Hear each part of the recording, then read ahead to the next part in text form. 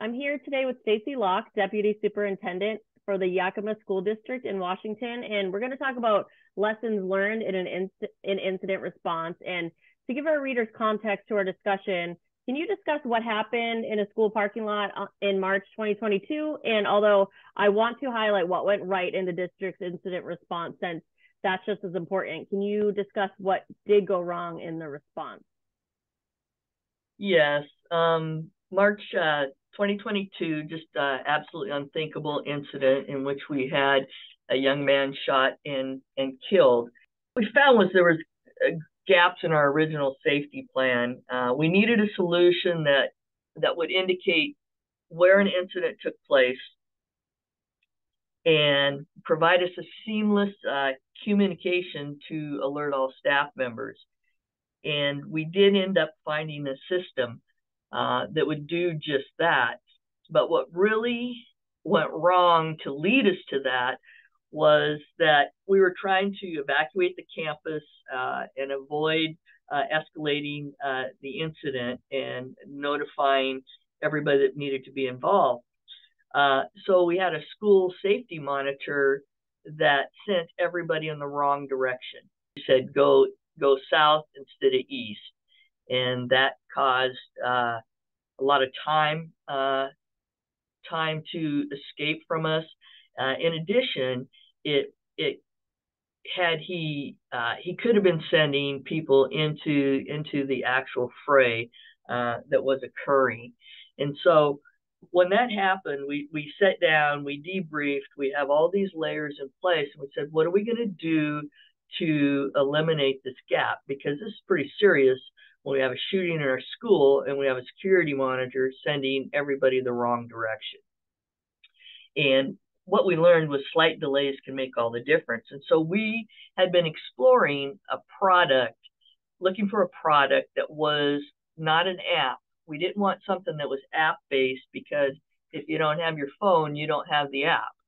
And we also didn't want one that had to have cellular connectivity because of cellular issues throughout our different buildings and the inability to be able to get that link. So we ended up coming upon a badge that was Bluetooth enabled. So it wasn't held captive to an app and not held captive to connectivity with a wireless system. And in doing that, we had a long conversation with the company and ended up implementing that shortly after the shooting incident. Yeah, connectivity issues are obviously a big issue with more common incidents like medical emergencies. And, certain technologies are great because they do take out that possibility of human error, because mistakes happen. And I don't envy people in emergency situations having to make those decisions and communications to people on campus. So it's good to implement some sort of a technology that kind of takes out that human error piece. Well, and one thing about it, we wear these badges. It sets with my ID badge. We all have ID badges, and it's the same size basically as my ID badge. And the other key part of it is, it will alert. If the button is pushed 3 times, it will alert exactly where that person is standing. We know exactly that there's an incident that is occurring there. And we don't know whether it's medical. We don't know whether it's, just an altercation that needs to be addressed. But pushing it 3 times will get help immediately within the building. It also, anybody that if you push it 8+ times, it will actually put the entire facility into lockdown.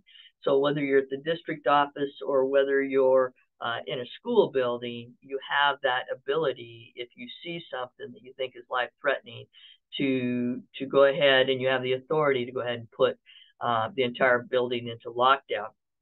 And that's what's so cool about this is, in implementation of this, with everybody voluntarily choosing to take a badge, we now have 2,000 more eyes and ears on safety and security in the Yakima School District and Yakima community, which is huge, because typically you only have your SROs or your SSOs and your administrators on all the time, on point, watching to make sure everything's safe. now every employee in our district not only can see something, but they can actually respond to it, and whether it's a medical emergency or some type of potentially violent situation. And I mean, we've seen time and time again the importance of pinpointing the location of an emergency. So like Parkland, there was a delay in communication with walkie-talkies, and people were confused about where the incident was. And the guy, you know, had been off campus for a significant amount of time before there was a response. So, you know, that technology is also huge.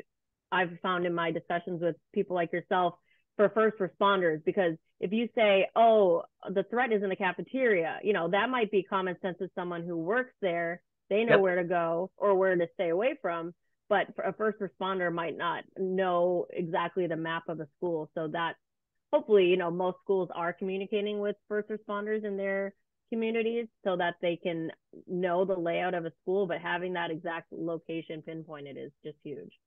Well, and with us, you know, our motto is time matters. And so anybody that puts a school into lockdown, our police also receive that app. There's an app on the phone on the back end that says, if there is an alert, I will get it.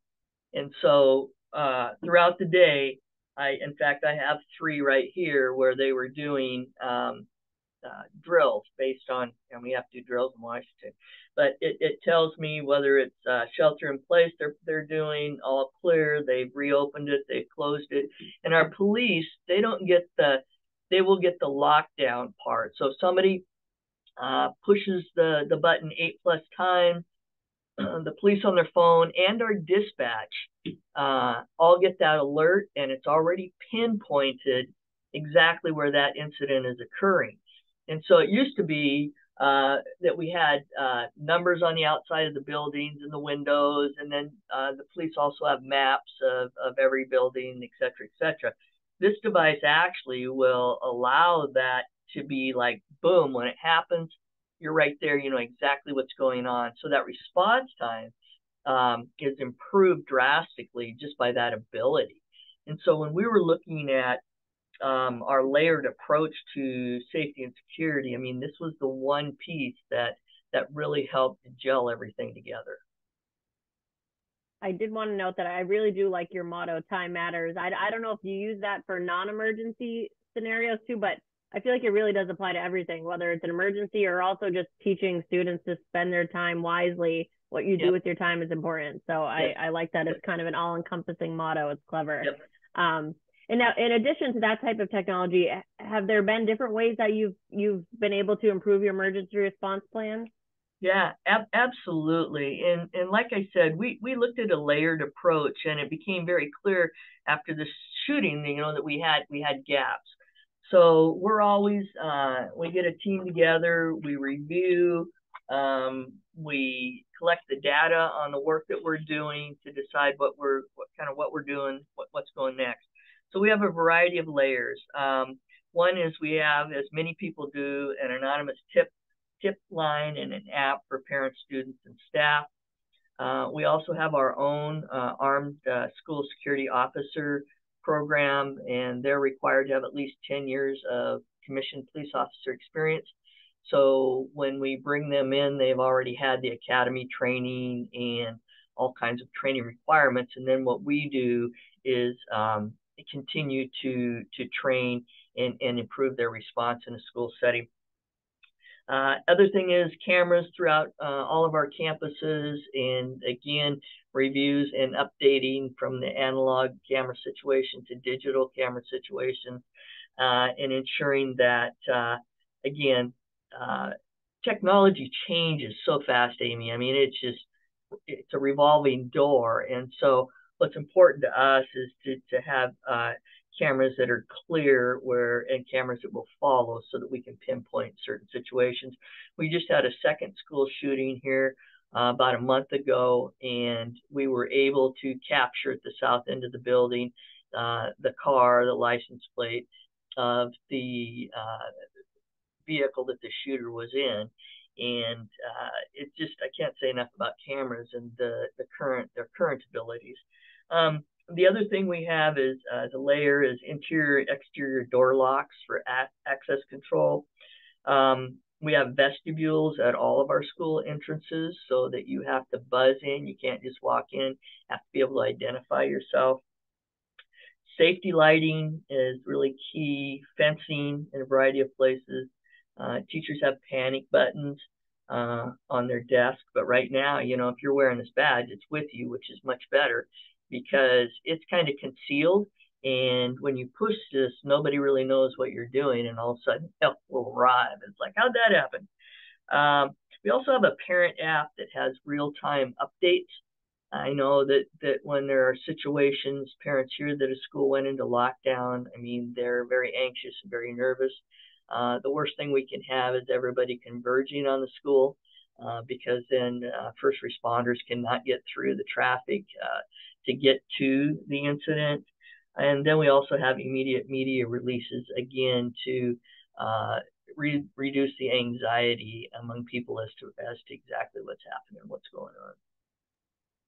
Now, I feel the media especially, but people like focusing on the mistakes, and it can be hard to talk about for a campus that has experienced an incident like a shooting, like so many have. But in the first incident, can you actually share what the school did right in its emergency response? Well, yeah, many things went right. We only, it was just the gap that we identified. Yeah. We had excellent police response to the incident. We had excellent communication when it went out to putting different schools in lockdown, clearing the area. We had kids out it was after school, so we had kids out on the stadium field practicing. So all the audio, the verb or the audio, the visual, all the notifications worked perfectly. We got kids inside. We got doors locked. As far as our reunification plan, once we had identified who the shooters were, who we were looking for, and that everybody was safe, the search through the building went really well. And then as far as connecting kids, and again, notifying parents exactly what was happening, what was going on in real time. And then we had to take our kids that we had within the building to a reunification site. And this occurred when elementary schools were getting out of school. So you had busing situations where we had excellent communication with transportation as to where they would pick up and drop off, and then where we would reunify students to connect with their parents. And so again, having people down by our elementary schools, directing traffic, keeping everybody calm, communicating exactly what's happening and what's going on. Everything else went well. It was just that notification piece and putting people in the right spots at the right time. Right. And now, since the incident, you've come up with various steps that you've encouraged your district to follow to create a culture of safety. And we had mentioned through a layered approach, and you mentioned some with fencing and others, but can you discuss the steps that you took to create a multi-layered approach and why you believe it's so important? You bet. So the first thing you have to do as a school district is adopt safety and security as the number-one priority for your school district. In our school district, everything floats through a lens of safety and security. It's important for K-12 leaders to understand the importance of unity and creating an environment where safety is also a shared responsibility with all staff. And oftentimes, as I said earlier, that safety falls to your SROs, your school safety officers, school monitors, and your administrators. But in order to really embrace a culture of safety, the real key is that it's a shared responsibility among all staff.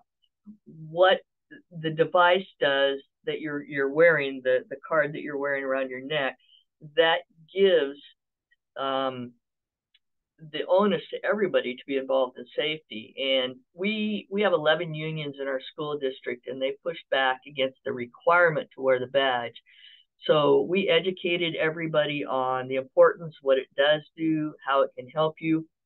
And we had over 90% agree to voluntarily wear the badge. That was last year. This year, we're probably around 97%. We've had people that said no that now see the benefit of wearing it and having the ability to keep your students and yourself safe.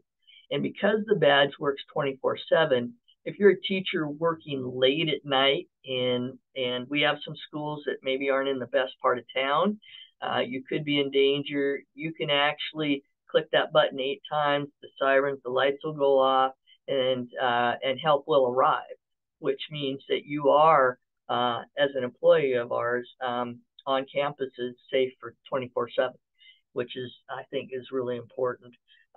So in essence, everything flows through that lens. And then you begin to create the safety layers to what we believe is the ultimate in safety that keeps all students and staff safe. And again, our latest layer is the badge, and it's Bluetooth, and it is working quite well. You know, the other layers are the vestibules and all that kind of stuff, and everything just builds on each other. But with this badge in place, we're well-rounded at this point in all our additional layers. And again, like I said, we have 2,000 eyes on our students and staff. You could have transportation drive up to or come up onto a building. If they, let's say they see somebody jumping over a fence with a gun, they can immediately put that school in lockdown. That would never have existed before. When you think about Stoneman Douglas, you think about Uvalde, the fact that you could have alerted people and put them in a lockdown much sooner would have made a world of difference in saving lives. So that's why it's beneficial, and that's why we've done it. Right. And now most of our readers and educators know that, you know, incidents such as medical emergencies are far more common than incidents like school shootings. And can you speak to other incidents in which the changes that were made following the March 2022 incident made an impact? Well, if I understand what you're saying, you're right.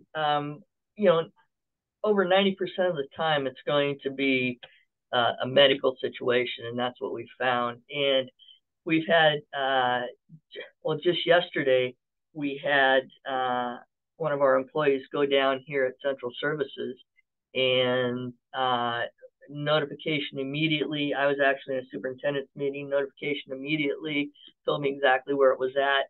Took off going that way. We ended up getting this person help, medical help, as well as getting the ambulance here immediately to provide that support. And again, not being able to respond. Again, time matters. That's all I can say is the quickness at which we can respond to an incident makes all the difference in the world. Probably the most notable one we had was a couple days or a day after the training at one of our middle school sites. We had an incident where we had a counselor that was behind a locked door, and with her medical emergency, the keys on the phone were going blurry and she could not see to get help. And what she managed to do, though, is push the button. She remembered to push the button on the badge because she had one 3 times. At that point, it alerted one of our assistant principals, who went to the office to look, noticed the door was locked, and she was down behind her desk. So he gets his key, opens it up. She's having a heart attack. We get help immediately. Long story short, she's okay. Now, if she had not been able to alert him, who knows how long it would have been behind that locked door and passing out behind your desk. Nobody would have saw her for goodness gracious, I don't know how long. And that could have turned out very tragically. And so when you think about the power that one little badge has to get help, it's just, you can, what price can you put on a life? And you just can't. And so we're very proud of the fact that our employees have embraced it, that they're using it. And again, there's always that element of training that takes place. So we just keep working on it. And again, we're very excited about the circle that it's given us to close gaps that we were concerned about. I'm sure that specific incident, you know, convinced teachers who may have been hesitant to adopt the technology to be like, you know what, I want that now. Because, you know, naturally, I think this is terrible to say, but I think naturally people are selfish. And if you can find a way to say, hey, this is going to help you as well, Yeah. they'll be more likely to do it. And I mean, the fact, I'm so glad that she's okay, but the fact that that happened literally the day after Yep. the training is Yep. just like, it's just crazy. I truly believe that's divine intervention, and that's what I told our employees. I said, agree. you need to understand we're giving this to you because we value you and we value your ability to make decisions based on life-threatening situations. And somebody said, well, we'll get disciplined if we do something wrong. I go, no, this is you have full authority to use this as you see fit. If there are situations where we can train on it, yeah, absolutely, we'll use certain incidences to train on. But overall, we believe in you as employees to keep not only yourself but also all our students safe during the day. So now you've gone through the process, obviously, of selecting a location services vendor technology. And in your opinion, if a school or district is trying to select, wearable incident response badges, what do you think that they should look for in a solution or ensure that a solution has? The key is that it's not app-based. It is not Wi-Fi. And if you have a building, like we have some of our buildings, you have connectivity issues, that pushes out the app. I would suggest, beyond a shadow of a doubt, you look for a Bluetooth device that you can guarantee will work all the time, and that it's not app-based. Again, carrying phones and having an app and all this stuff is not productive. It's never where you want it to be. It's kind of like the supervisor on the playground and needs to respond to a situation, and the phone or the radio is setting 20 feet away because they put it down to do something else. You don't have that problem if you're wearing a badge. It's always with you. Some people wear it around their neck. Some people hook it to their pants. You want it visible so you can get to it. You don't want it in your wallet or in your back pocket or something like that. But we've been impressed, even in the classroom, when we have student behavior where a child will run. The cool part about it is you can give an alert to say, hey, I'm here, I need help. You come. If the student is running, you just click it again every couple of seconds, 3 times, and it will track where you're going, so that not only the help won't come right there, they will follow where you're at. So the help will be there where you're at instead of where you were. So I mean, there's some really cool parts about it, in the evolution of that technology. And again, changing every day. But my suggestion would be Bluetooth, something that is a wearable on you, and not app-based. The pace that technology changes, it's great because it's improving, but in your position especially, it's just so hard to keep up with, because you think that once you have something in place, you're like, okay, I'm good for a while, and then you're like, oh, there's another update or another cool something AI advancement. But so it's obviously great that these changes are being made, but it is very fast-paced world. Well, in schools, I mean, money matters. Time matters and money matters. And so when you're looking to implement some of these layers of safety, that's why I say we had to make safety our #1 priority. Because then when you look through that lens, you make different budgetary decisions. And some of that stuff, the hardscape, like the fencing, the vestibules, some of that, that's a one-time expense. But the technology, as it keeps changing and as we have to keep up with it, that's an ongoing product cost. And so where you only have so much money, you have an finite amount of money. So where are you going to spend it? And I realize in school districts across the country that those are difficult decisions. Yeah. But I just, I may be a little biased, but I just think about what price you put on life. And, right. And students need to be in school if they're going to learn. And if they're afraid to come to school, they're not going to learn anything. So we really take that approach. Right. And you said money matters. That should be the second part of your school motto, because sadly, it's true in all parts of life. We've got to teach kids young. Yes, we do. Oh, man.